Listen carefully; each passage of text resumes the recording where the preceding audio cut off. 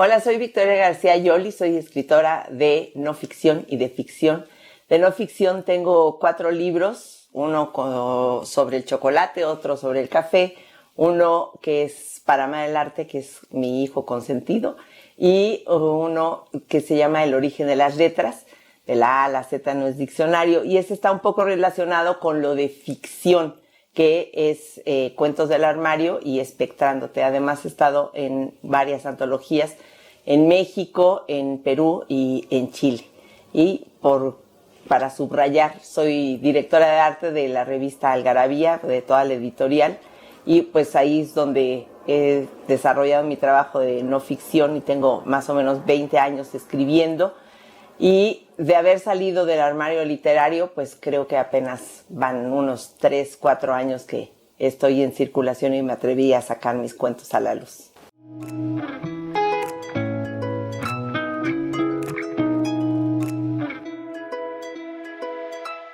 A mí la literatura me alcanzó, o sea, me buscó, me persiguió toda la vida y yo no entendía que era por ahí el camino. Porque en primaria escribí una obra de teatro y gané el concurso y se puso en escena, no sé dónde quedó el texto ese, no le dimos importancia, qué sé yo. Y en secundaria yo escribía unas aventuras con un cantante que yo vivía con él y no sé qué, y luego empecé con los cuentos. Y los cuentos empecé escribiendo porque siempre andaba sola esperando el camión, el pecero, lo que fuera. Y tenía libretitas pequeñas siempre en mi bolsa y en esas escribía. Y como juego, primero porque el tiempo era breve, y como juego yo siempre quería que terminaran en el tamaño de la página. Entonces a mano en una libretita de este tamaño necesariamente te sale una minificción. Eso te estoy hablando hace 30 años. Y pues yo no sabía ni siquiera que existía la minificción y es más, nunca saqué esos cuentos hasta hace 4 años. Nunca los saqué de la libreta ni del armario ni del cajón porque pues eran cosas que hacía yo como para mí y no sabía qué hacer con ellas. Y con el tiempo y mucho tiempo después pues me alcanzó y cuando las empecé a rescatar y a leer las libretitas dije, pues no, esto no está mal y es valioso, pero ya sabía qué hacer con ellos. A los 20 años no sabía yo qué hacer con ellos porque aparte yo estaba estudiando diseño gráfico y yo era diseñadora gráfica. Escribir más largo para mí es un reto porque en general como yo no sé si es porque soy diseñadora gráfica de formación que el diseño para expresar algo en una página necesita ser concreto y ser muy puntual y ser muy resumido y tener los elementos precisos. Y entonces yo creo que eso es más natural en mí que escribir largo, que explayarme. Entonces cuando me empiezo a explayar es porque estoy echando puro choro. O sea, realmente, cuando tallereo los cuentos, que estoy en el taller de Oscar de la Borbolla, que pues, ahí tienes que llevar 2 cuartillas, imagínate. O sea, creo que 3 veces he logrado las 2 cuartillas. Y un día hice uno largo, como de 4 cuartillas. Entonces, terminó cuando, es que esto está de más y aquí ya fue mucha lista y aquí ya no sé qué, entonces se empieza a marcar. Y cuando me senté a corregirlo, terminó una finificción de 8 renglones, ¿no? Entonces, está claro que más bien mi reto es al revés. Ahora, una cosa que muchas veces me preocupa es que también bajarle a lograr cosas de 1 renglón o 2, tengo 3 o tengo 4. O sea, llegar a ese punto de ser tan concreta, creo que tampoco. Creo que también eso sí sería proponérmelo o trabajar, ponerme a trabajar mucho más en todavía ser más corto. O sea, mi promedio han de ser unos 7, 8 renglones. Mira, yo creo que no hay una receta y hay un debate enorme sobre qué debe tener, qué no debe tener. Puede ser que lo más importante para mí sea la idea.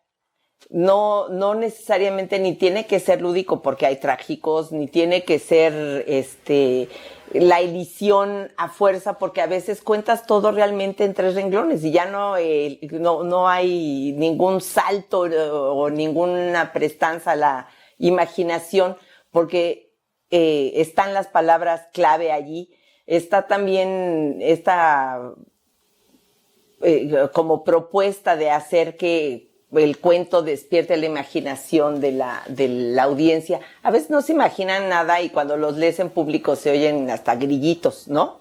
Porque no creas ningún efecto. Yo creo que para mí, la minificción es el efecto. Generalmente el cuento viene de toda una narración, o sea, el típico como de las de Inés Arredondo, que te cuenta y en los últimos 3 renglones viene el golpazo.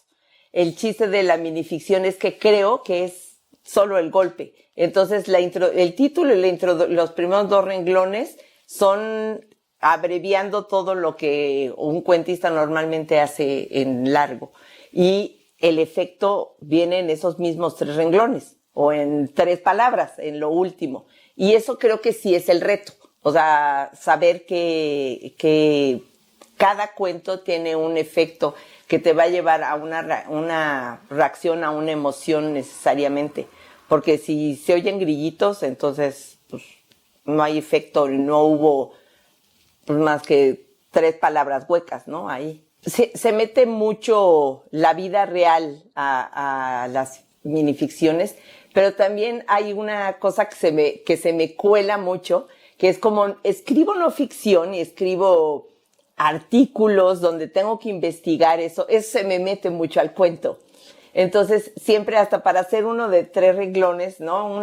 Este que te cuento que terminó de 4 páginas de 6 renglones, una niña que no dormía, que vivía dormida, que nació dormida y creció dormida y se murió dormida. Entonces, para poder entender yo si esto era posible, me tuve que leer todas las enfermedades de la apnea y los problemas de dormir y no sé qué. Y no escribo nada hasta que no investigo todo. Más bien esas sí son como obsesiones mías. Yo creo que tema, sí hay, o por ejemplo, Espectrándote, pues es todo de un fantasma y es porque se me metió la muerte de un ser querido en la vida, ¿no? Y entonces fue la manera en que fue saliendo el superar esta muerte. Pero Cuentos del Armario, pues son cuentos que recopilé durante años, entonces no hay un tema, principal, dice Óscar de la Borbolla, que es el presentador, dice que es como una antología azarosa más bien de mi paso o mi inmersión en la literatura. Hay cosas como muy realistas y hay cosas como muy fantásticas, ¿no? O que recurren mucho a la fantasía. Pero no es igual. La muerte siempre está presente. Eso sí es muy... Casi siempre hay muertos. Mis hijos nunca quieren leer los cuentos porque siempre mato a todo el mundo. Yo creo que un libro como... O sea, un trabajo que va a estar compendiado en un libro, pues tiene que tener un concepto, un algo que los una, aunque los temas sean disímbolos. O sea, porque igual hay fantasía que realidad, ¿no? Yo lo que hice en Cuentos del Armario, como eran los cuentos que saqué durante 30 años, ¿no? Entonces, cuando tuve todo el material, dije, ¿cómo los ordeno? ¿Cómo les doy coherencia a este ordenamiento, no? Entonces, dije, pues los de las libretitas, esas que eran los más antiguos, y luego los que tenían que ver con más como autoficción, puede ser de alguna manera, y los libros que los cuentos que tienen más que ver con la fantasía. Y básicamente así los agrupé y entonces el libro se separó en 3 partes, que son cuentos de la libreta, cuentos del cajón y cuentos del armario. Todo está relacionado con eso porque ya sabía yo el título, ¿no?